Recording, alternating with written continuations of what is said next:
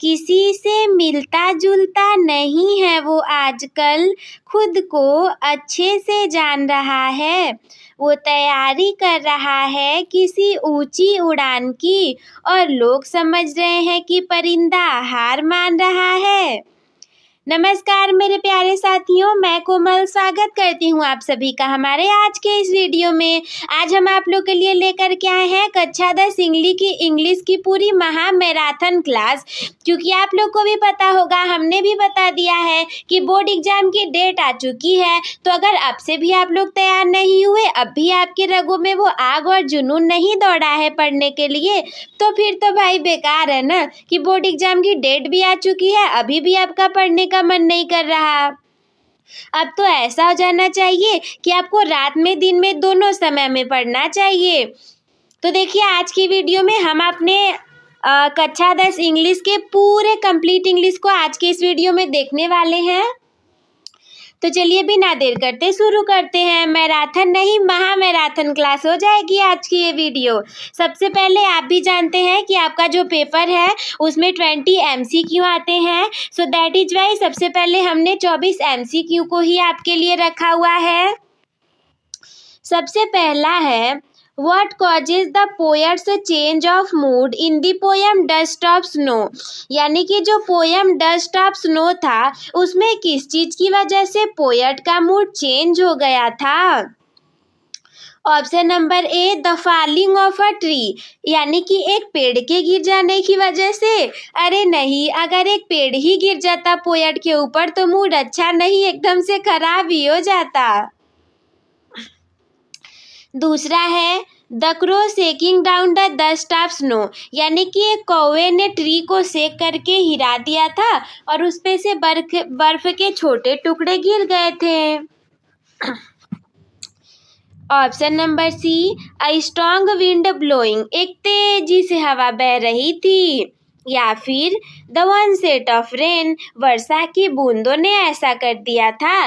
तो देखिए, dust of snow poem को आपने पढ़ा होगा तो पता होगा कि ये जो है क्वेश्चन, इसका राइट आंसर ये था कि ये कौवे ने पेड़ को हिला दिया था और डस्ट ऑफ स्नो पोएट के ऊपर गिरा दिया था। यानी कि the crow shaking down the dust of snow had changed the mood of poem, had changed the mood of the poet.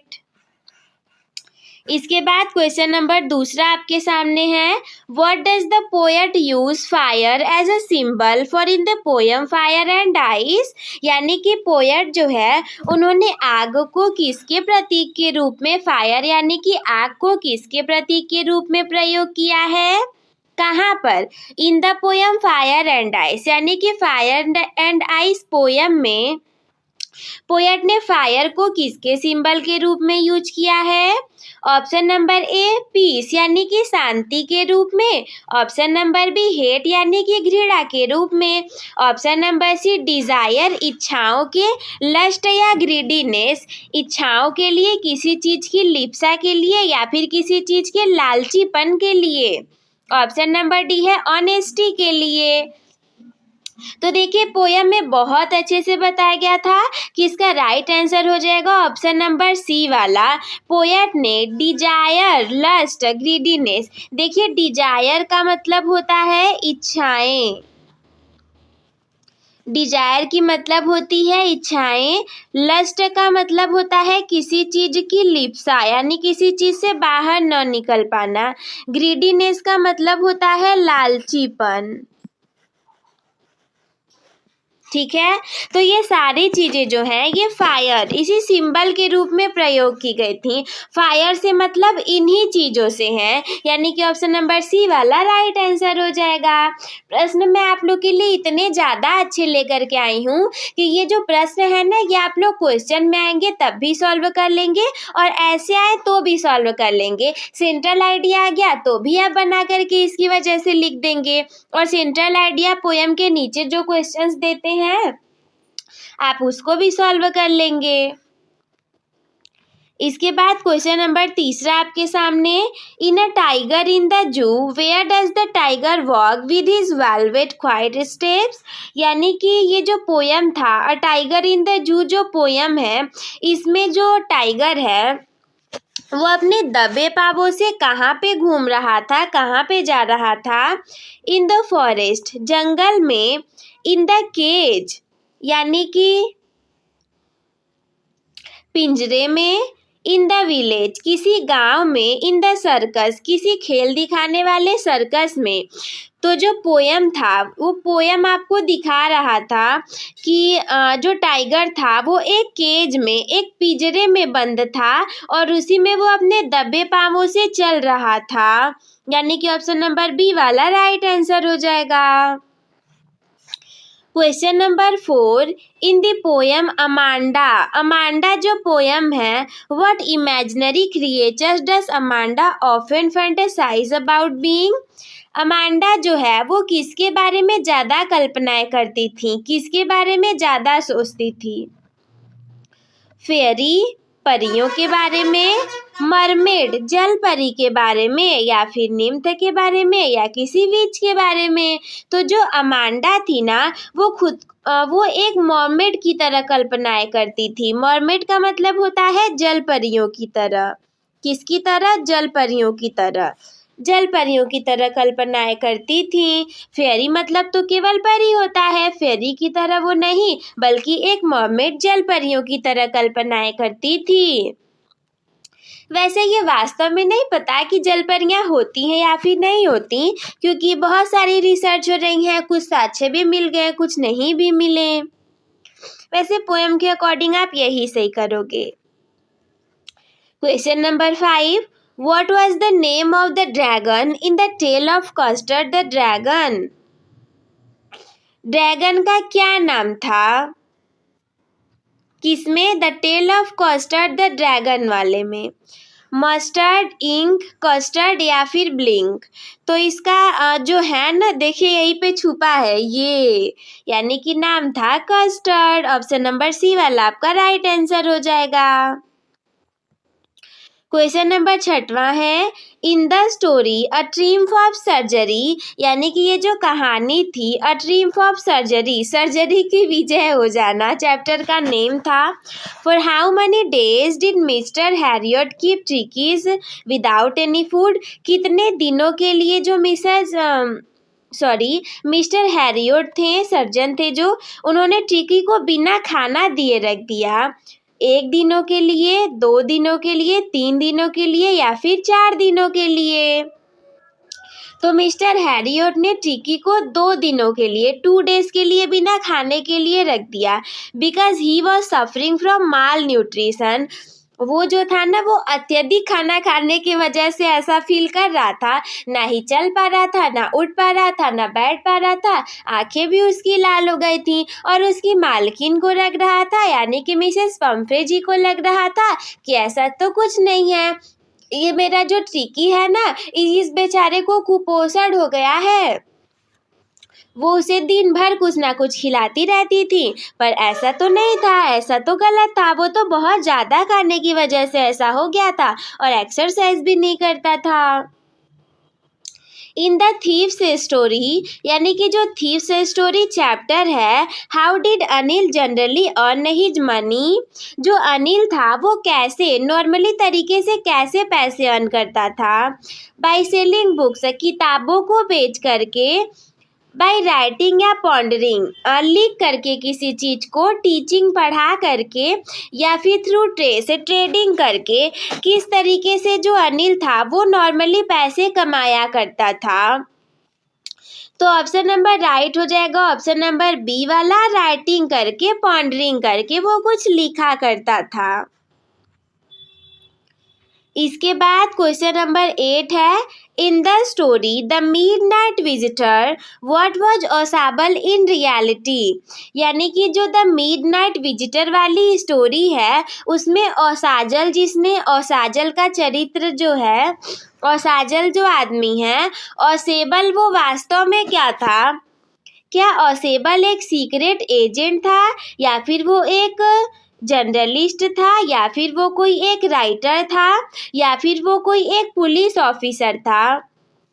The midnight visitor बहुत ज़्यादा मस्त स्टोरी है और इसमें जो औसाबल था, औसाबल ने एक सीक्रेट एजेंट का रोल निभाया था, ए स्पाइसी सीक्रेट एजेंट का role. Question number 9, in a question of trust where did Horace Danby go to commit a theft, यानी कि जो चैप्टर है अ क्वेश्चन ऑफ ट्रस्ट, उसने कहाँ पर जाकर के चोरी किया।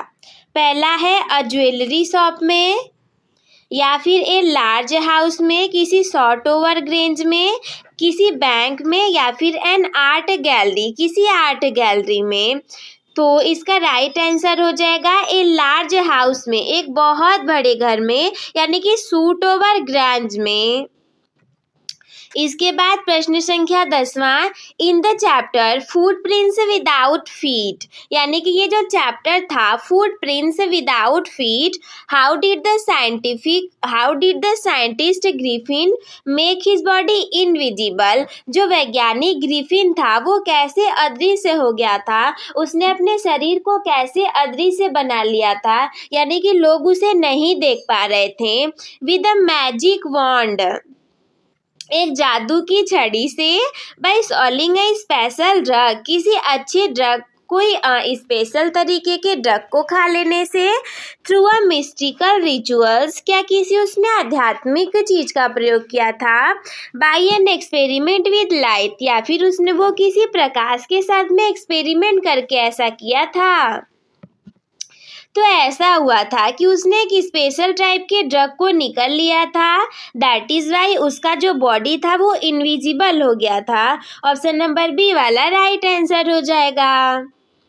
Question number 11 you have, in the making of a scientist Richard Ebright started his research with insect, यानी कि the making of a scientist जो चैप्टर था उसमें रिचर्ड इब्राइट ने कौन से कीड़े को लेकर के उसके साथ में अपना रिसर्च चालू कर दिया था, किसी फ्लाई मक्खी को लेकर के, या फिर किसी बटरफ्लाई तितली को लेकर के, किसी ड्रैगनोफ्लाई को लेकर के, या फिर मोथ को लेकर के।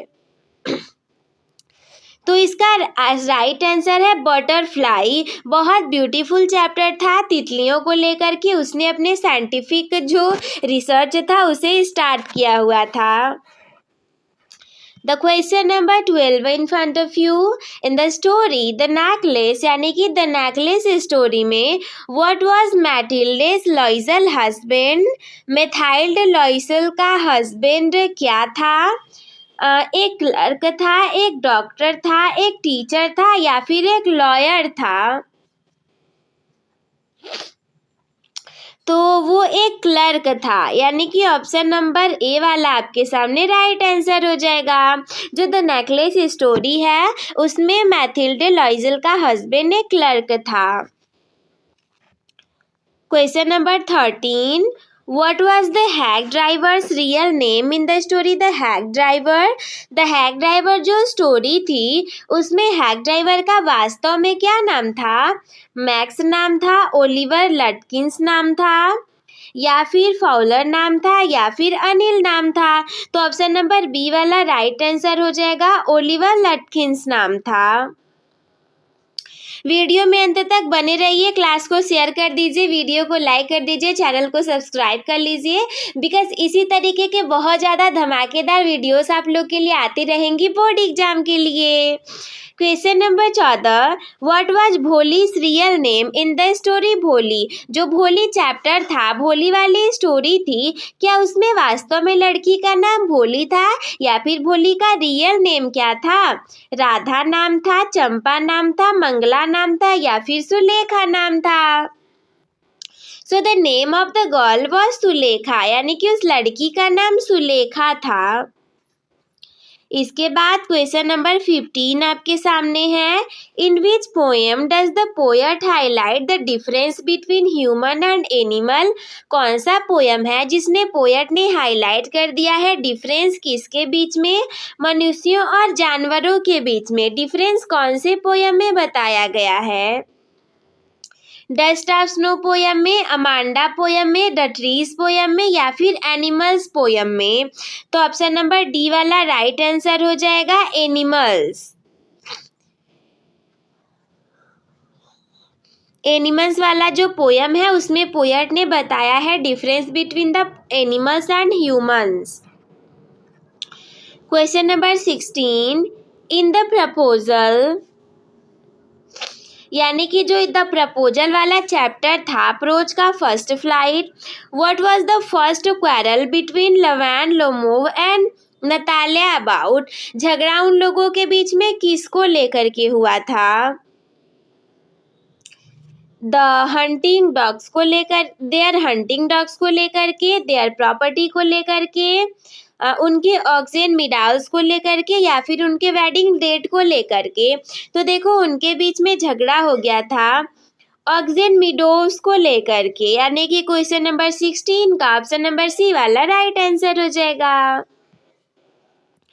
इसके बाद question number 17 you have, in which story did a post master collect money to help a farmer? कौन से स्टोरी में पोस्ट मास्टर ने पैसे को इकट्ठा किया था एक किसान की मदद करने के लिए? अ लेटर टू गॉड, यानी कि a letter to God chapter में जो कि फर्स्ट फ्लाइट का प्रोज है, या फिर अ थीफ से स्टोरी में, द हैक ड्राइवर में या फिर भोली चैप्टर में? So the answer will be option number 1, यानी कि अ लेटर टू गॉड वाले चैप्टर में जो कि फर्स्ट फ्लाइट पोयम का है, प्रोज का है, आई एम सॉरी पोयम नहीं, फर्स्ट फ्लाइट प्रोज का है। ऑप्शन नंबर ए वाला राइट आंसर हो जाएगा। बहुत ज़्यादा इंपॉर्टेंट चैप्टर है, याद रखिएगा आप सभी। Question number 18, in which story does a young girl fulfil her dream of riding a बस? यानी कि ऐसी कौन सी स्टोरी है जिसमें कि एक छोटी बच्ची ने एक बस को राइड करके अपने ड्रीम को पूरा किया था? द सेरेमन एट बनारस, या फिर द नेकलेस स्टोरी में madam rided the bus from first flight prose से, या फिर द मिडनाइट विजिटर? इन चारों में से ऐसा कौन सा चैप्टर है? So the answer is option number C, madam rides the bus from first flight pro से। ऑप्शन नंबर सी वाला आपका राइट आंसर हो जाएगा क्वेश्चन नंबर 18 का। देखो यहाँ पे है ना राइडिंग अ बस, इसमें भी है राइड्स अ बस, यानी कि यही वाला राइट आंसर हो जाएगा। आप लोग इसे ऐसे ट्रिक से भी याद रख सकते हैं। इसके बाद question number 19 you have, according to the poem how to tell wild animals, यानी कि जो पोयम है how to tell wild animals, इस पोयम के अनुसार how can you recognise an Asiatic lion? आप एक ऑसियाटिक लायन को कैसे रिकॉग्नाइज कर सकते हो? ही has black stripe on his body, क्या उसके शरीर पे ब्लैक स्ट्राइप्स होंगी, ब्लैक वाली धारियाँ होंगी? He has black spots all over his body, उसके पूरे शरीर में ब्लैक स्पॉट्स होंगे। He roars and has a tawny yellowish brown hide, वो दहाड़ेगा और उसके पास ब्राउन कलर का, येलो और ब्राउन कलर की बॉडी होगी। ही क्लाइम्स ऑन ट्रीज, या फिर वो पेड़ों पर चढ़ जाएगा। The option number C is the correct answer because he roars and has a tawny yellowish brown hide. The question number 20 you have, in which story does a wealthy woman's avowed indulgence causes her pet dog to fall sick? कौन से story में बहुत ज़्यादा खाना खिला देने ने किसी महिला के डॉग को बीमार कर दिया था? द नेकलेस स्टोरी में बिल्कुल नहीं, इसमें तो नेकलेस के बारे में है। भोली स्टोरी में, द हैक ड्राइवर में, अ टीम ऑफ सर्जरी में? Option number B is the right answer. A team of surgery is the story about Mrs Pumphrey and her dog.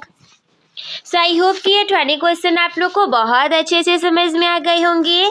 Now we will jump at our second point. The second we have is unseen passage. Unseen passage के बारे में आप लोग को पता होगा, exam में आने वाले हैं, अच्छे नंबर दिलाने वाले हैं और बहुत ज़्यादा ईजी रहने वाले हैं। देखो आपके में अनसीन पैसेज इस तरीके से आएगा, read the passage carefully and answer the question that follow. यानी कि सबसे पहले तो आपको पैसेज को केयरफुली पढ़ना है और उसके बाद जो भी इसके नीचे क्वेश्चन दिए हैं उनके आंसर देना है। तो सबसे पहले हम इसे ध्यान से पढ़ते हैं और हम इसका आंसर देने का ट्राई करेंगे फिर, बिकॉज बिना पढ़े तो आप आंसर दे नहीं पाओगे। The importance of trees can not be over stated, यानी कि पेड़ों का जो महत्व है हम उसे कभी भूल नहीं सकते।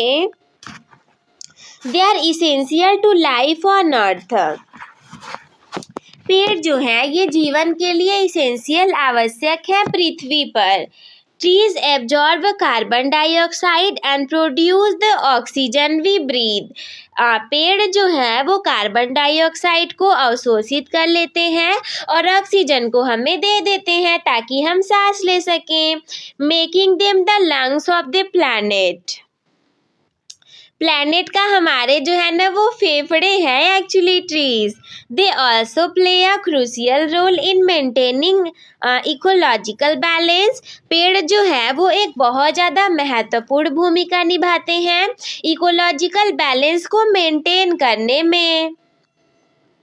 Tree roots hold the soil together. पेड़ों की जो जड़ें होती हैं वो मिट्टियों को बांधे रखती हैं, प्रिवेंटिंग सॉइल इरोशन, मृदा अपरदन को रोकती हैं, which is a major environment problem in many parts of the world. जो कि बहुत ज़्यादा जगहों पर एक मेजर प्रॉब्लम है इन्वायरमेंट का, यानी कि मृदा अपरदन होना, लेकिन फिर भी मृदा अपरदन नहीं होने देते, पेड़ मिट्टियों को बांधे रखते हैं। फर्दर मोर, यानी कि अभी नहीं अभी और सुनिए इसके आगे भी, trees provide habitat for countless species of bird. यानी कि ट्रीज जो हैं हम गिन नहीं सकते इतने ज़्यादा पक्षियों को वो घर देते हैं, रहने के लिए जगह देते हैं। Insect and animal supporting biodiversity, बहुत सारे प्रजातियों के पक्षियों को, कीड़े मकोड़ों को और जानवरों को हमारे बायोडाइवर्सिटी को सपोर्ट करते हुए ये बहुत ज़्यादा लोगों को घर प्रदान करते हैं। और उन्हें क्या, पेड़ों की लकड़ियों से तो हम भी अपने घर बनाते हैं, घर के बहुत सारे काम होते हैं।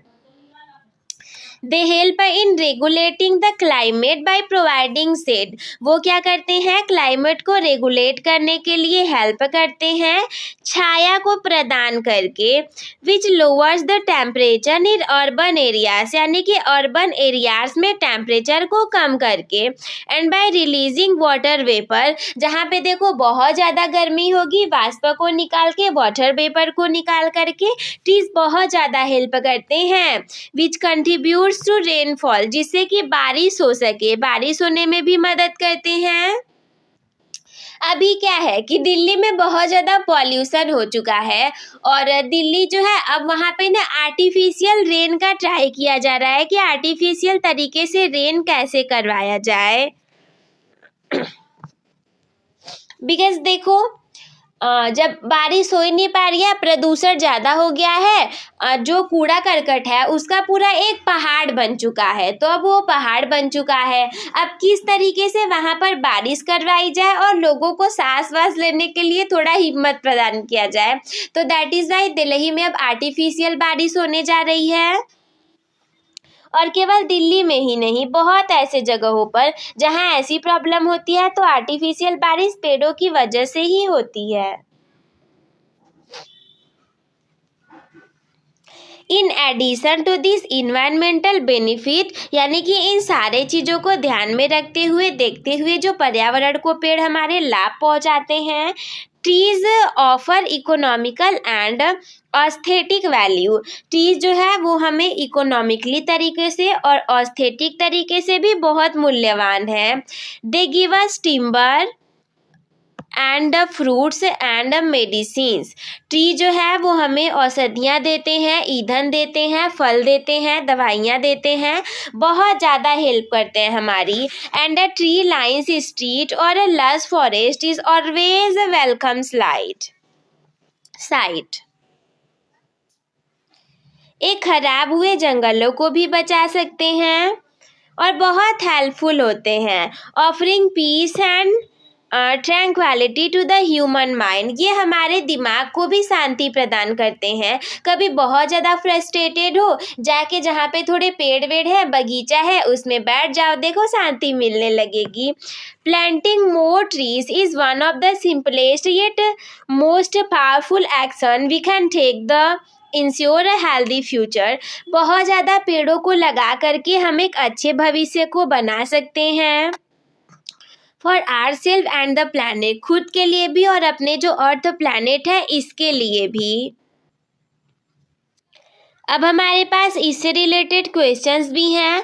क्वेश्चन में पहले आपको एमसीक्यू टाइप के मिलेंगे, एग्जाम में जैसा भी आए आप किए रहेंगे तो कर लेंगे।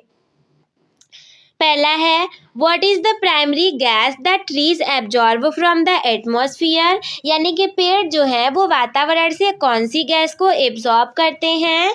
नाइट्रोजन गैस को, ऑक्सीजन गैस को, कार्बन डाइऑक्साइड गैस को, या फिर मेथेन गैस को।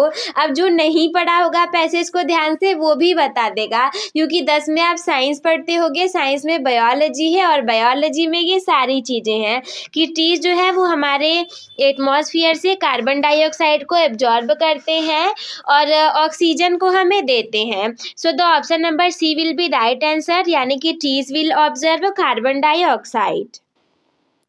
इसके बाद क्वेश्चन नंबर दूसरा है, trees are described as the lungs of the planet because, trees जो हैं वो हमारे प्लैनेट के लिए फेफड़े कहे जाते हैं, क्योंकि इसके बिना सांस ही नहीं ली जाएगी। क्यों? इसका कारण क्या है? Because they provide timber and fruits, क्या वो हमें ईंधन और फ्रूट्स फल प्रोवाइड करते हैं इसी वजह से? या फिर they grow tall and wide, वो बहुत ज़्यादा लंबे हो जाते हैं, चौड़े हो जाते हैं इस वजह से? They regulate the temperature in cities, क्या वो सिटीज़ के टेम्परेचर को रेगुलेट करते हैं इस वजह से? या फिर they absorb carbon dioxide and produce oxygen, वे कार्बन डाइऑक्साइड को एब्जॉर्ब करते हैं और ऑक्सीजन को प्रोड्यूस करते हैं। So option number C will be right answer, वे कार्बन डाइऑक्साइड को एब्जॉर्ब करके ऑक्सीजन को हमें प्रोड्यूस करते हैं। दिस इज द रीजन कि हम क्या कहते हैं, पेड़ों को the lungs of the planet कहते हैं। इसके बाद क्वेश्चन नंबर तीसरा आपके सामने है, how do tree roots help the environment, tree के जो जड़ें हैं वो कैसे हमारे पर्यावरण को हेल्प करती हैं? पेड़ तो ठीक है, पर उनकी जड़ें कैसे हेल्प करती हैं? बाय प्रोवाइडिंग फ्रूट्स, फलों को दे करके, बाय प्रिवेंटिंग सॉइल इरोजन, मृदा अपरदन को रोक करके, by offering aesthetic value, aesthetic value को हमें दे करके, या फिर by releasing water vapour, water vapour को रिलीज करके। So the option number B will be right answer, पेड़ों की जो जड़ें हैं वो सॉइल इरोजन को, मृदा अपरदन को रोकती हैं, और दिस इज द रीजन कि पेड़ क्या करते हैं, पेड़ के जो जड़ हैं वो एनवायरनमेंट के लिए बहुत ज़्यादा अच्छे होते हैं।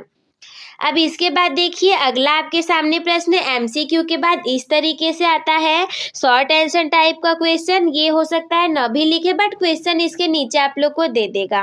List 2 ways in which tree support biodiversity, हमें कोई ऐसे 2 तरीके बताना है कि पेड़ जो है वो बायोडाइवर्सिटी में सपोर्ट करते हैं।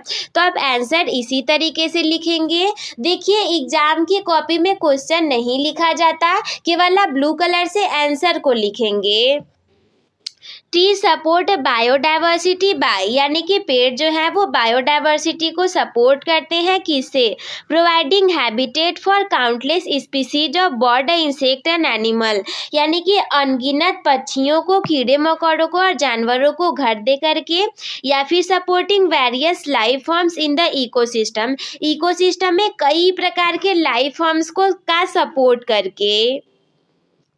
तो आप इस तरीके से दोनों तरीके लिख देंगे। अगला क्वेश्चन है, what 2 species benefits other than environmental ones do trees offer to human according to the passage, यानी कि व्हाट 2 स्पीसीज बेनिफिट, बेनिफिट क्या है वो 2 other than environmental ones do trees offer to human according to the passage, क्या वास्तव में trees जो passage में लिखा गया था उस तरीके से हमें हेल्प करते हैं? मनुष्यों को ट्रीज किस तरीके से देते हैं, हेल्प करते हैं? तो आंसर आप लिखोगे two specific benefits trees offer to humans are, यानी कि दो स्पेसिफिक तरीके से मनुष्यों को पेड़ हेल्प करते हैं। पहला इकोनॉमिक वैल्यू को दे करके, जैसे कि हमें ईंधन को, फल को और दवाइयों को दे करके, या फिर दूसरा ऑस्थेटिक वैल्यू को दे करके, ऑस्थेटिक वैल्यू प्रदान करके, offering peace and tranquility and being a welcome sight, शांति को दे करके, ऑस्थेटिक वैल्यू को हमें दे करके।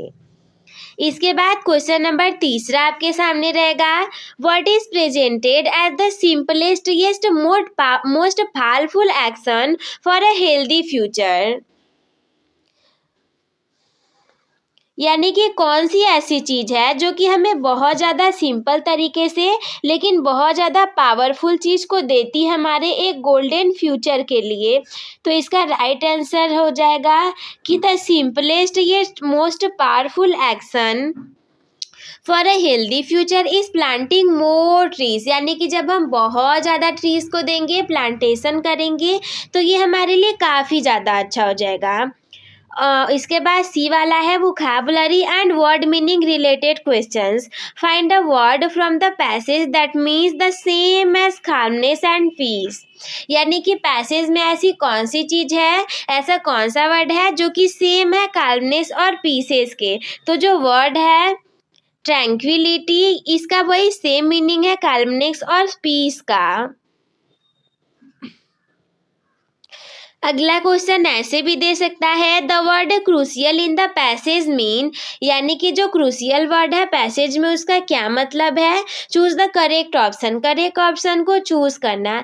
इंटरेस्टिंग, नेसेसरी, डिकोरेटिव या फिर difficult.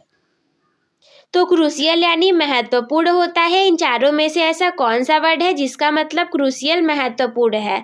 The correct option is option number B, necessary. Necessary मतलब भी महत्वपूर्ण होता है और क्रूशियल मतलब भी महत्वपूर्ण होता है, यानी कि ऑप्शन नंबर बी वाला राइट आंसर हो जाएगा। अगला आपके पास है एप्लीकेशन लिखने के लिए। तो क्वेश्चन जो आपके एग्जाम में आएगा वो क्वेश्चन रहेगा और उसमें लिखना आपको रहेगा सिक लीव के लिए यानी कि आप बीमार हैं और आपको स्कूल से छुट्टी चाहिए, इसी के लिए आपको एप्लीकेशन लिखना रहेगा। तो सबसे अपने कॉपी के लेफ्ट साइड में आप लिखेंगे टू द प्रिंसिपल, और टू द प्रिंसिपल के बाद ऐसे आप जैसे मैंने लिखते हैं समझाने के लिए वैसा सेम आप नहीं लिख देंगे, आपको अपने स्कूल या कॉलेज का नेम लिखना पड़ेगा, नेम ऑफ योर स्कूल या कॉलेज। इसके बाद सिटी का नाम, जो भी शहर है गांव है वहाँ का नाम। जैसे मैं यहाँ लिख दूँ राम मनोहर लोहिया इंटर कॉलेज, यहाँ पे लिख दूँ मुनारी यूपी वाराणसी। तो इस तरीके से जो भी स्कूल का नाम रहेगा वो आप यहाँ लिखेंगे और सिटी का नाम यहाँ लिख देंगे। डेट आप चाहे तो यहाँ भी डाल सकते हैं, नीचे भी डाल सकते हैं, वैसे आप डाल दीजिएगा डेट। और देखिए डेट को कभी भी इस फॉर्मेट में मत डालिएगा कि 9 तारीख 9वां महीना 2025, इस तरीके से डेट आप मत डालिएगा। डेट आप लिखिएगा 9 मतलब ये सेम डेट मत डालिएगा, आप कुछ XYZ करके डेट डाल देंगे, आप डेट को ऐसे सही तरीके से नहीं डाल देंगे। बट फॉर्मेट इसी तरीके का होगा, जैसे मान लीजिए 9 अक्टूबर तो लिख दिए बट 2025 की जगह आप 2000 लिख के x कर देंगे, यानी कि जो भी ईयर रहेगा ऐसे सेम डेट वहाँ पर नहीं लिखते। तो डेट में 9 अक्टूबर 2025 सपोज दैट यहाँ पे हमने डाल दिया। इसके बाद हम सब्जेक्ट को डालते हैं। देखिए आप सब कुछ भूल जाइए पर सब्जेक्ट को कभी ना भूलिएगा क्योंकि सब्जेक्ट बहुत ज़्यादा इम्पॉर्टेंट है। Request for 2 days of leave due to illness, यानी कि आपको 2 दिन के लिए छुट्टी चाहिए, आप बीमार हैं इसके वजह से।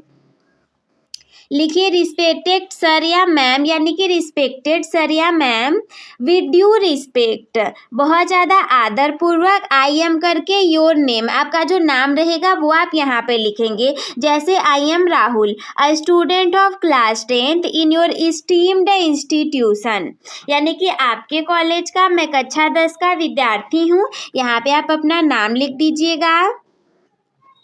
I regret to inform you that I have been suffering from high fever since yesterday evening and the doctor has advised me to take complete rest for 2 days। यानी कि उन्हें थोड़ा सा दुख हो रहा था, आपको दुख हो रहा है और आप अपने टीचर से बोल रहे हो कि देखिए मैं बहुत ज़्यादा दुख तकलीफ में हूँ और ऐसा है कि 2 दिन से हमें ना कल रात से ही बहुत बुखार आ रहा है और डॉक्टर ने मुझे पूरे तरीके से कंप्लीट रेस्ट करने के लिए कहा है, तो इसी वजह से मैं स्कूल या कॉलेज नहीं आ पाऊँगा। देयरफॉर इसीलिए I will be unable to attend school, मैं स्कूल नहीं आ पाऊँगा। फ्रॉम अक्टूबर 9, 2025 टू अक्टूबर 10, 2025, यानी कि मैं 2 दिनों के लिए 9 अक्टूबर और 10 अक्टूबर को नहीं आ पाऊँगा।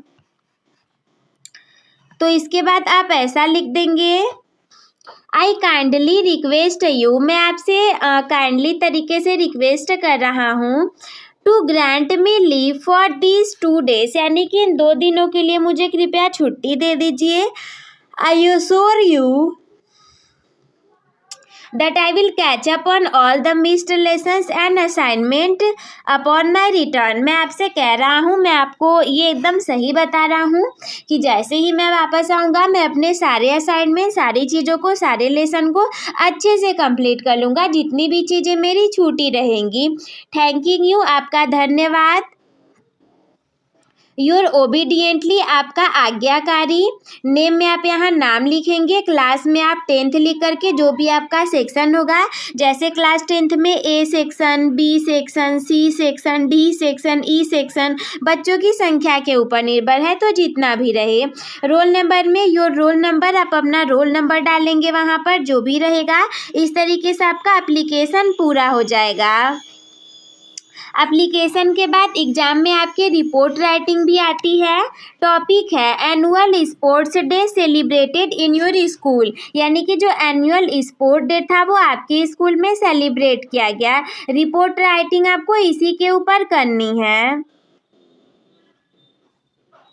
एनुअल स्पोर्ट्स डे हेडिंग डाल करके आप उसमें ऐसा लिखेंगे। अगर इस पर आ गया तो देखिए इम्पॉर्टेंट है, इस वजह से बताया जा रहा है कि रिपोर्ट को आप लिखेंगे कैसे।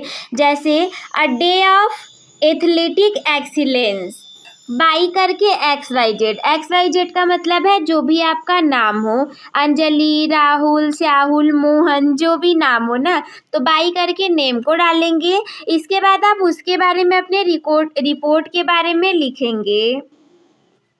Like 15 October the much awaited annual sports day of XYZ public school was celebrated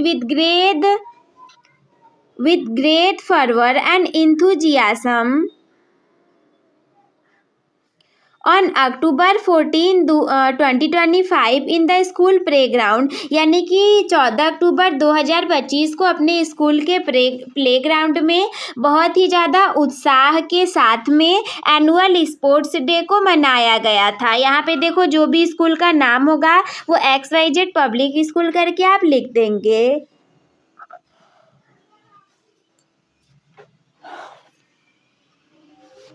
यहाँ पे लिखिए the day commenced with the ceremonial lighting of the toast by the chief guest. Chief guest के लिए बहुत ज़्यादा अच्छे से लाइटिंग की व्यवस्था की गई थी।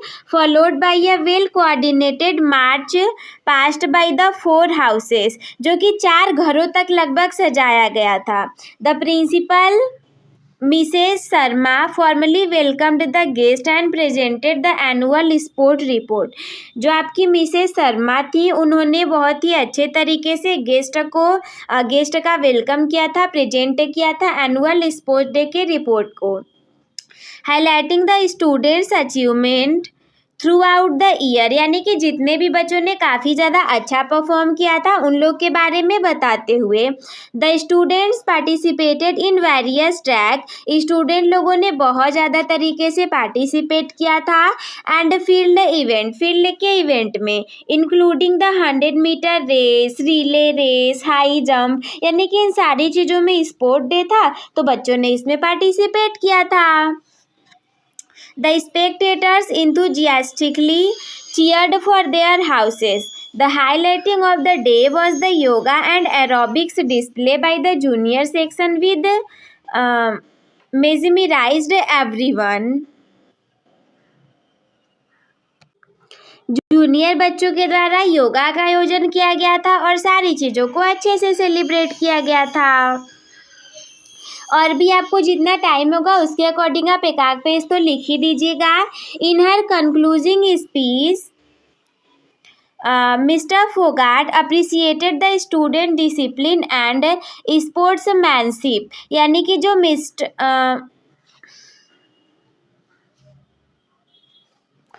मिस फोगाट ने अप्रिसिएट किया था कि स्टूडेंट वहाँ के बहुत ज़्यादा डिसिप्लिन थे और स्पोर्ट को लेकर के काफ़ी ज़्यादा उनके अंदर इंथुजियाज्म था। Emphasising the importance of physical fitness, और फिजिकल फिटनेस का कितना ज़्यादा उन लोगों के इम्पोर्टेंस था। The day concluded with the prize distribution ceremony, उस दिन में जो है बच्चों को प्राइज भी दिया गया था। Where the chief guest awarded medal, chief guest ने मेडल दिया था बच्चों को और ट्रॉफी दिया था टू द विनर्स, जितने भी लोग विजेता हुए थे। The Best House trophy was lifted by the Saturn House. The event ended successfully with the national anthem. सारी चीज़ें बहुत अच्छे से हो गई। लास्ट में हमारा जो स्पोर्ट्स वाला डे था वो ख़त्म भी हो गया नेशनल एंथम यानी कि राष्ट्रगान के साथ में। इसके बाद आर्टिकल लिखने के लिए भी आपके एग्जाम में आ सकता है। तो मान लीजिए टॉपिक अगर ये रहा कि the importance of digital literacy for student, यानी कि डिजिटल लिटरेसी का होना स्टूडेंट के लिए कितना ज़्यादा इम्पोर्टेंट है। तो डिजिटल लिटरेसी का महत्व किससे है? The key to modern education, modern time में जो एजुकेशन चल रही है इसका आधार है डिजिटल लिटरेसी। देखो पहले चीज़ें जो है ना वो बोर्ड पर चलती थी, चाक से पढ़ाया जाता था, बट अभी ऐसा नहीं है, अभी चीज़ें बहुत ज़्यादा आगे जा चुकी हैं। बाई किसके द्वारा? XYZ के द्वारा। क्लास भी XYZ कर दीजिए। XYZ का मतलब है बाई है तो अपना नाम लिखेंगे, क्लास में आपका जो भी 10th 11th 12th जो भी जैसा भी रहे। अब इसके बारे में आप लिखना स्टार्ट करेंगे कि the 21st century has formally stabilised technology as an integral part of our daily lifes. हमारी 21वीं सदी चल रही है और टेक्नोलॉजी बहुत अच्छे तरीके से स्टेबलाइज हो चुकी है, हमारे जीवन का पार्ट बन चुका है। And education is no exception, education तो कोई अपवाद है ही नहीं, सारी चीज़ें इसी तरीके से चल रही हैं। देखो कैसे चीज़ें पूरी तरीके से डिजिटली होती जा रही हैं। Digital literacy which is the ability to use, understand and create content using digital technology. Digital literacy का ये मतलब है, ये एक एबिलिटी होती है समझने की और ऐसे कंटेंट को क्रिएशन करने की, यूज करने की जो कि चीज़ें डिजिटल टेक्नोलॉजी से रिलेटेड होंगी। is no longer an optical skill but a fundamental necessity for every student। ये देखो कोई स्किल की बहुत ज़्यादा बात नहीं है, बात ये है कि फंडामेंटल मूलभूत तरीके से आवश्यकता है सारे स्टूडेंट लोगों की। The primary benefit of digital literacy is the vast ocean of knowledge is unlocks. Main तरीके से जो प्राइमरी लाभ है डिजिटल लिटरेसी का वो ये है कि ये एक बहुत बड़ा समुद्र की तरह ज्ञान है जिसमें कि रोक नहीं लगा है। With the click of a button, केवल एक बटन का क्लिक करके student can access reliable education resources, जो भी उनके जैसे रिलेटेड चीज़ें रहेंगी एजुकेशन से वो उस तक पहुंच सकते हैं।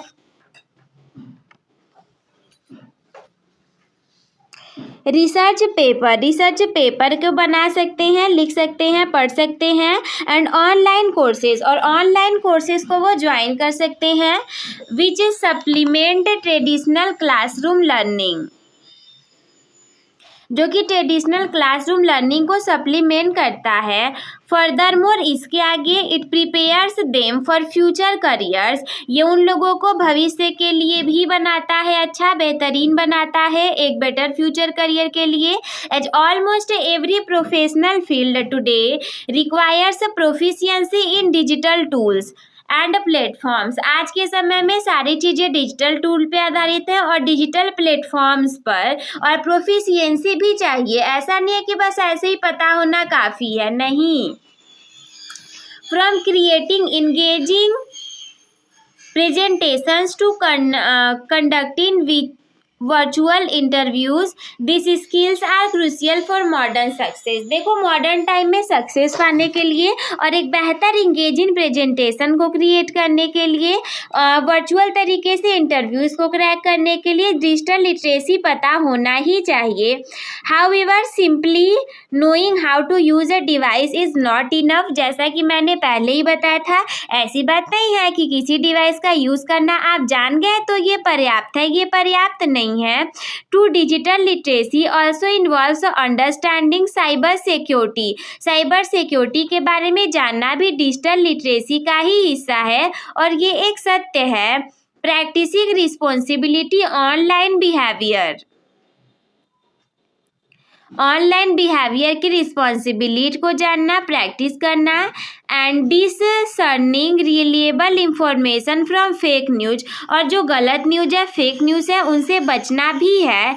विदाउट दिस क्रिटिकल अवेयरनेस, बिना इस महत्वपूर्ण जागरूकता के students are vulnerable to online risk, यानी कि स्टूडेंट ऑनलाइन रिस्क में भी फंस सकते हैं, उनके साथ गलत भी हो सकता है। Therefore schools must focus on teaching students to use technology safety and ethically. इसी वजह से स्कूल वाले टीचर्स को, स्कूल वालों को, बच्चों को डिजिटल तरीके से तो पढ़ाना चाहिए, टेक्नोलॉजी के बारे में तो बताना चाहिए, जरूर ही बताना चाहिए, ताकि वो इन सारी चीज़ों से बच सके, सुरक्षित तरीके से रह सके। इन कंक्लूजन, यानी कि कंक्लूजन इसमें क्या है?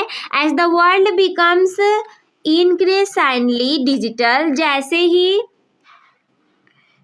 इंक्रीजिंगली डिजिटल जो वर्ल्ड है वो तेजी से डिजिटल बन रहा है, बढ़ा है।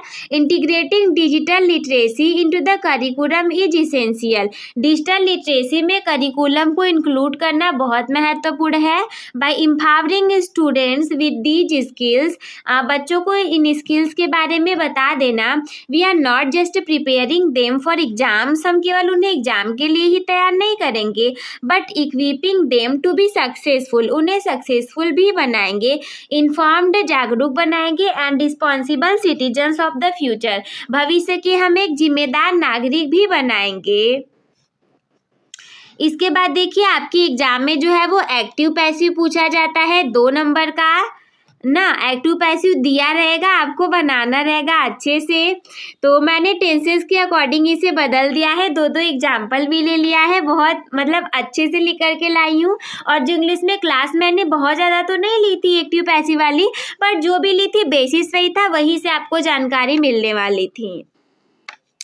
प्रेजेंट टेंस का जो है, जैसे अगर एक्टिव है इसमें आपको ऐसे मिल गया कि the cat chases the mouse, यानी कि बिल्ली ने चूहे को मुंह से पकड़ लिया, काट लिया, खा गई, जो भी आप समझ जाओ। अब बताओ हम इसे पैसिव में बदलेंगे कैसे? एक्टिव वॉइस से पैसिव वॉइस में बदलने के लिए आपके पास सब्जेक्ट को होना, वर्ब का होना और ऑब्जेक्ट का होना बहुत ज़्यादा जरूरी है। सो दैट इज़ वाई सबसे पहले द माउस ऑब्जेक्ट है तो सब्जेक्ट के रूप में आता है, द माउस हो गया। अब देखो ये प्रेजेंट सिंपल प्रेजेंट टेंस है, तो सिंपल प्रेजेंट टेंस के लिए हम अगर पैसिव वॉइस में चेंज करते हैं तो इज एम का यूज़ करते हैं। तो द माउस के अकॉर्डिंग हम यहाँ पर इज लगा देंगे। अभी वो आपकी थर्ड फॉर्म लगती है तो यहाँ पे हो जाएगी चेस्ड बाय द कैट, यहाँ पे आ जाएगा, यानी कि the cat chases the mouse का हो जाएगा, the mouse is chased by the cat.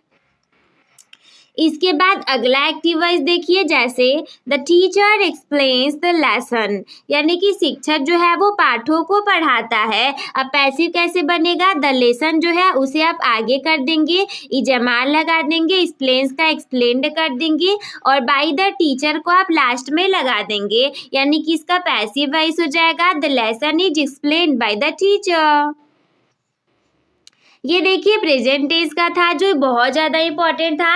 अभी हम पास्ट टेंस की तरफ बढ़ते हैं। तो पास्ट टेंस में जैसे the hunter killed the lion, यानी कि लायन को शिकारी ने मार दिया। अभी आप पैसिव कैसे बनाओगे? सबसे पहले ऑब्जेक्ट को सब्जेक्ट के रूप में आगे लाओगे, यानी कि द लायन के रूप में आगे जाएगा। अभी देखो ये पास्ट इंडिफिनिट है, तो क्या आपके वाज और वर्ब में चेंज होगा। हम यहाँ पर द लायन के अकॉर्डिंग वाज लगाएंगे और किल्ड करके हंटर के द्वारा, यानी कि बाय द हंटर कर देंगे। The lion was killed by the hunter. इसके बाद एक्टिव वॉइस ऐसा है, आई रोट अ लेटर, यानी कि मैंने एक पत्र लिखा। तो पैसिव वॉइस आप कैसे बनाओगे? A letter was written by me, यानी कि एक लेटर मेरे द्वारा लिखा गया था। देखो जैसे कि सिंपल प्रेजेंट वाला प्रेजेंट कंटिन्यूअस वाले हेल्पिंग वर्ब को ले रहा था, वैसे सिंपल पास्ट वाला पास्ट कंटिन्यूअस के हेल्पिंग वर्ब को लेगा। जैसे आई रोट अ लेटर जो है ये आपके प्रेजेंट सिंपल पास्ट का है, तो ये पास्ट कंटिन्यूअस में वाज वर्ब के साथ चेंज होगा। वर्ब आपकी हमेशा थर्ड फॉर्म में आ जाएगी, राइट रोट का रिटर्न हो जाएगा और बाई करके आई आपके मी में बदल जाएगा। अगला है दे बिल्ट अ हाउस, उन्होंने एक घर को बनाया। तो पैसिव वॉइस में आप कैसे बनाओगे बताओ? सेम चीजें, ए हाउस को आगे ला दोगे, हाउस के अकॉर्डिंग वास लगा दोगे, बिल्ट देखो ऑलरेडी थर्ड फॉर्म में है और बाई करके दे का देम में हम कन्वर्ट कर देंगे। तो ये पास्ट टेंस वाला आपके सामने पैसिव वॉइस था। इसके बाद फ्यूचर टेंस का देखिए जितने भी टेंस है जो मुझे बहुत इंपॉर्टेंट लगे और जो एग्जाम में आए भी थे मैं वही लेकर के आई हूँ। फ्यूचर टेंस में क्या है? एक्टिव में she will write a letter, यानी कि वो एक पत्र लिखेगी। पैसिव में a letter will be written by her, यानी कि एक लेटर को उसके द्वारा लिखा जाएगा। विल देखो विल बी में बदल जाएगा और बाकी चीजें सेम है। ए लेटर आपका ऑब्जेक्ट है, सब्जेक्ट के रूप में आगे आएगा, विल आपका विल बी में बदल जाएगा, राइट का थर्ड फॉर्म रिटन बन जाएगा, बाई करके सी हर में बदल जाएगी। एक्टिव की बात करें, my uncle will pay my tuition fee, यानी कि मेरे अंकल जो है वही मेरे ट्यूशन की फ़ी को पे करेंगे। तो सबसे पहले माई ट्यूशन फ़ी ऑब्जेक्ट है, आगे आ जाएगा माई ट्यूशन फ़ी। कभी भी आप इस माई को आई में ना बदल दीजिएगा बिकॉज ये ऑब्जेक्टिव फॉर्मेट में है, तो ये वैसे ही आ जाएगा। विल का आपका विल बी में होगा, पे का देखो थर्ड फॉर्म पेड हो जाएगा और इसके बाद बाई करके माई अंकल का माई अंकल ही रहेगा, आई अंकल नहीं हो जाएगा। अभी देखो इतना कॉमन सेंस लगा लेना वरना सारा गलत करके आ जाओगे फिर एग्जाम में।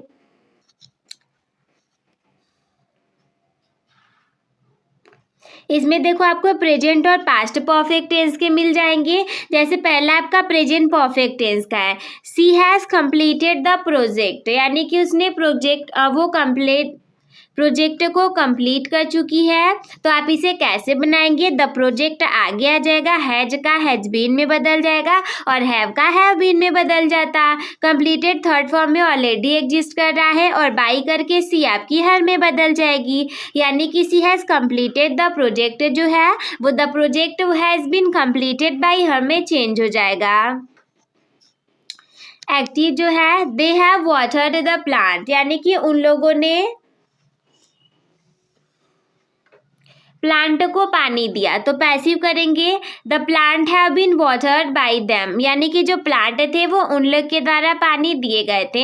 हैव देखो हैव बीन में बदल गया यहाँ पर और बाकी वाटर्ड का वाटर दी है, बाई करके दे का फिर हमने देम में चेंज कर दिया। इसके बाद आप एक कंटिन्यूअस टेंस का भी देखोगे। जैसे एक्टिव में है, the children are flying kites, यानी कि जो बच्चे हैं वो पतंग उड़ा रहे हैं। अभी पैसिव में कैसे बनेगा? Kites are being flown by the children, यानी कि जो काइट्स है वो बच्चों के द्वारा उड़ाई जा रही हैं। तो देखो काइट्स जो है वो ऑब्जेक्टिव है, इधर सब्जेक्टिव फॉर्मेट में आ जाएगा।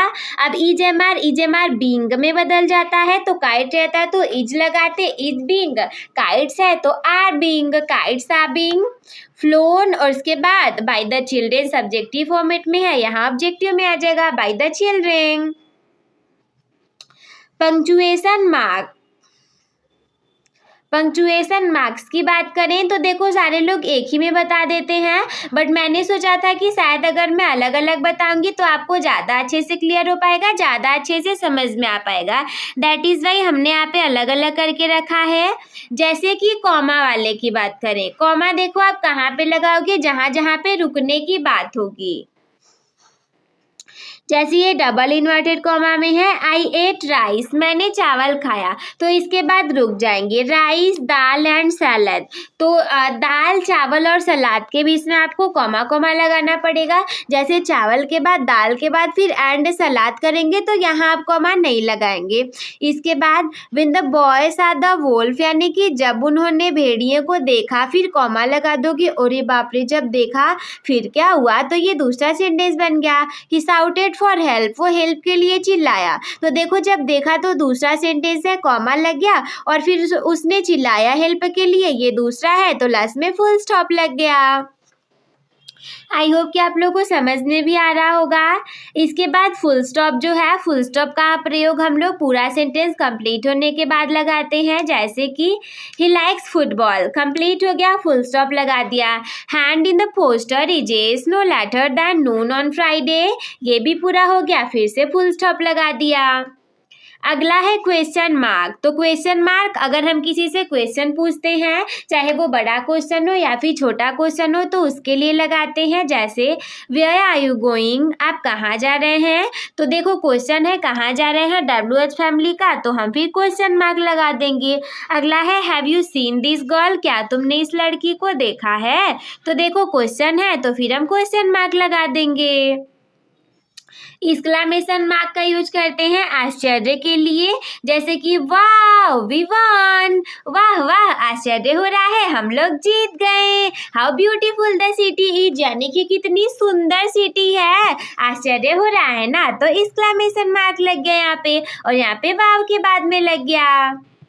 इसके बाद एक्सक्लेमेशन के मार्क के बाद में यहाँ पे है अपोस्ट्रोफी। अपोस्ट्रोफी कहाँ पे लगाते हैं, जैसे कि किसी का संबंध दिखाने के अर्थ में। जैसे हम कहें इट्स रियाज बैग, ये रिया का बैग है, तो रिया करके अपोस्ट्रोफी वाला एस लगा दिए, रियाज हो गया। I can't believe it's raining again, अरे मैं विश्वास नहीं कर सकती ये फिर से बरसने लगी।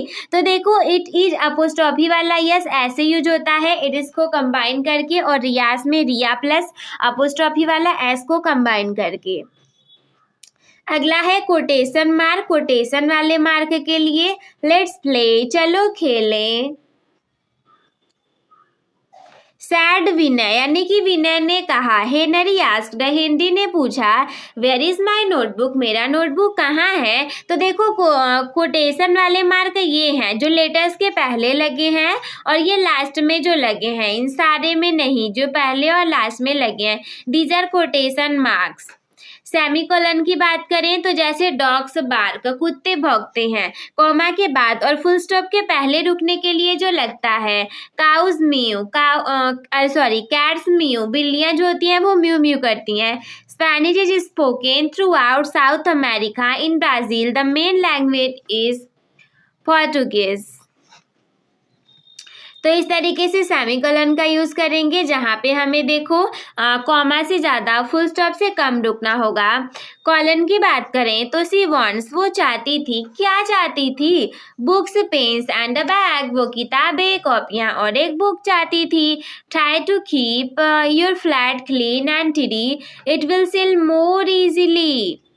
तो कुछ इस तरीके से जहाँ रुकना होगा वहाँ पे आप कॉलन का यूज कर देंगे। इसके बाद देखिए इन सारे टॉपिक्स के बाद में नेक्स्ट टॉपिक है आपके सामने ट्रांसलेशन का टॉपिक, जो कि आपके एग्जाम में आता ही आता है। और देखिए फॉर्मेट बोर्ड एग्जाम का बदल गया है, तो बदले हुए फॉर्मेट के लिए मैं आप लोगों को वो सारे फॉर्मेट करवा भी दूंगी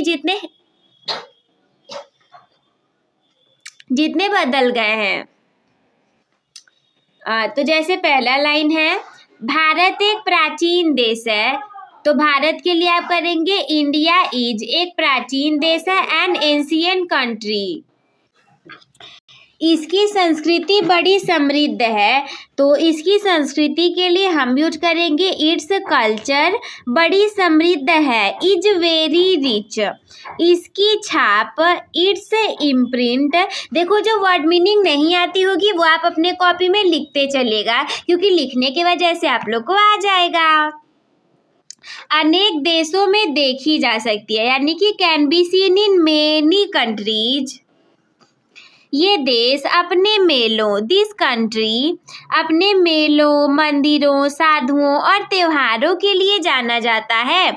जब भी कभी ऐसे बड़ा सेंटेंस आता है तो हम पीछे से बनाते हैं। जैसे पहले तो आप सब्जेक्ट हेल्पिंग वर्ब लगा ही देंगे, ये देश के लिए दिस कंट्री, अब पीछे से जाना जाता है यानी कि इज का यूज करेंगे और जानने के लिए known, this country is known, के लिए फॉर लगाते हैं। देखो अपने मेलों यानी कि इट्स फेयर, मंदिरों टेम्पल, सेंट साधु और त्योहार फेस्टिवल। ये देश अपने मेलों, मंदिरों, साधुओं और त्योहारों के लिए जाना जाता है। This country is known for its fair, temple, saint and festivals. हमें इसे प्रदूषण रहित बचाना चाहिए, आई एम सॉरी मतलब बनाना चाहिए। We should make it pollution free. एक और ट्रांसलेशन मैंने आपके लिया है, ये वाला ट्रांसलेशन भी देख लीजिए। ईश्वर ने हमारे लिए चांद बनाया है, यानी कि God has made the moon for us, उसने सूर्य बनाया है। ही हैज मेड द सन, आदमी घर बनाता है। Man makes houses. देखो अगर आपको बिल्कुल नहीं बनाने आ रहा है तो जितना मैंने टेंस पढ़ा दिया है, टेंस पूरा कंप्लीट हो चुका है। सबसे पहले तो आप वो टेंस अच्छे से कंप्लीट कर लो, बिकॉज बिना टेंस के आप बना नहीं पाओगे इसे। जैसे देखो आदमी घर बनाता है, तो ये सबसे पहला प्रेजेंट इंडेफिनिट टेंस ही हो गया, मैन मेक्स हाउसेस। आदमी ने कंप्यूटर तथा परमाणु बम बनाया है, man has made a computer and atomic bomb. परंतु आदमी एक भी फूल नहीं बना सकता, but man can not make a flower. हमें ईश्वर की पूजा करनी चाहिए, we should worship the God. देखो ये ट्रांसलेशन इम्पॉर्टेंट था, मैं पूरी किताब तो नहीं करवा पाऊंगी, लेकिन हाँ बहुत ज़्यादा अच्छी चीज़ें बताऊंगी जो कि एग्जाम में आ ही आ जाएगा आप लोगों के। अभी देखो लिटरेचर पोर्शन का क्वेश्चन इसमें है पहला वाला, जैसे कि What was लेंचो's fearful problem? Lencho भयभीत को क्यों था और उसकी डरावनी हुई समस्या क्या थी? What was his only hope now? उसकी केवल एकमात्र आशा क्या थी? आंसर है इसका, लेंचो's fearful problem was the total loss of his crop by hailstorms। देखो लेंचो की fearful तरीके की जो प्रॉब्लम ये थी, बेचारा डर गया था कि उसकी जो फसलें थी वो पूरे तरीके से बर्बाद हो चुकी थी हेलस्टॉर्म्स यानी कि ओलों के वजह से। हिज ओनली होप नाउ, उसका केवल एकमात्र आशा था, was the help of God, केवल भगवान से उम्मीद होना, ताकि केवल भगवान उसकी सहायता कर सकते हैं।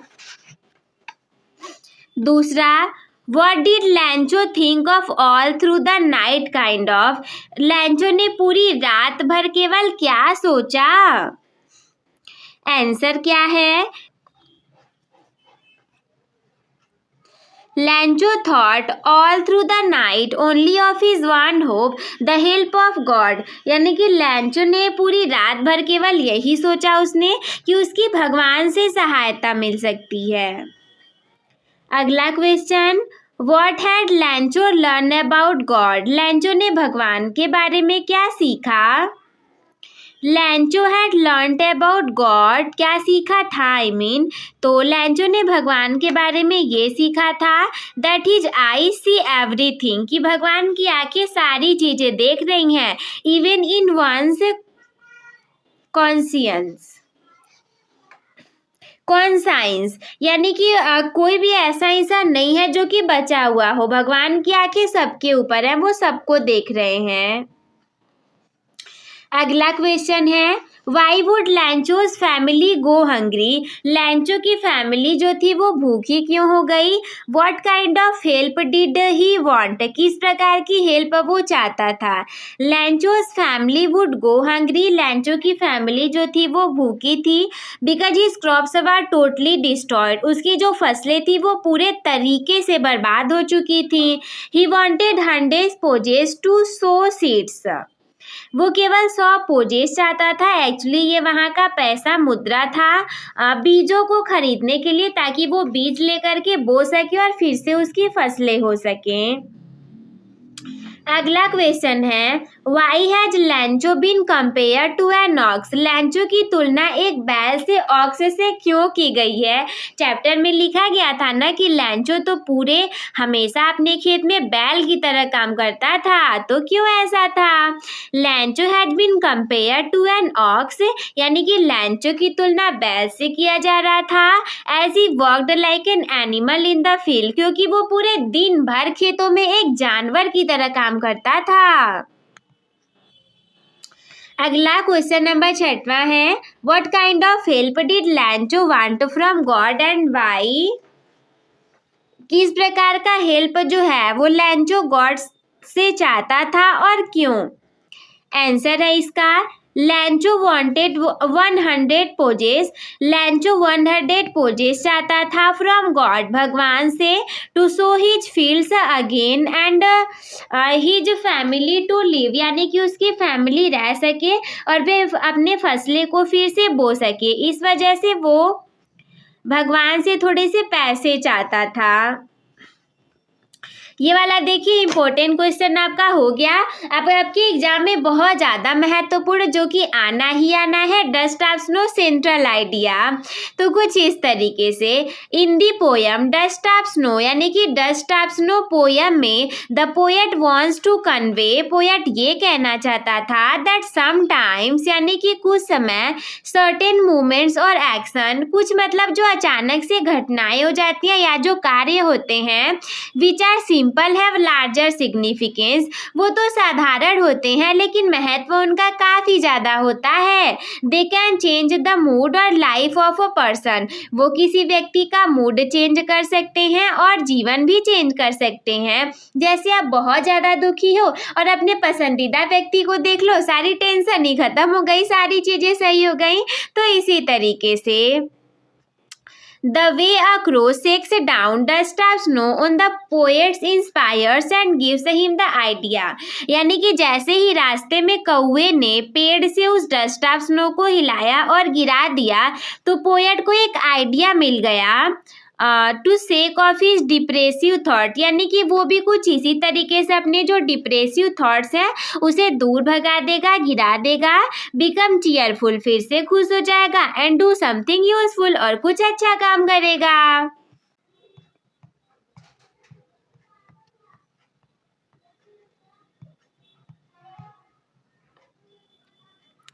तो बस मेरे प्यारे साथियों आज की इस वीडियो में इतना ही। हम मिलते हैं आपसे किसी अगले वीडियो में, और जो भी चीज़ें आप लोग को नहीं आ रही होंगी वो सारी चीज़ें आप हमें कमेंट करके बता दीजिएगा, वो सारी चीज़ें हम आप लोगों को करवा देंगे।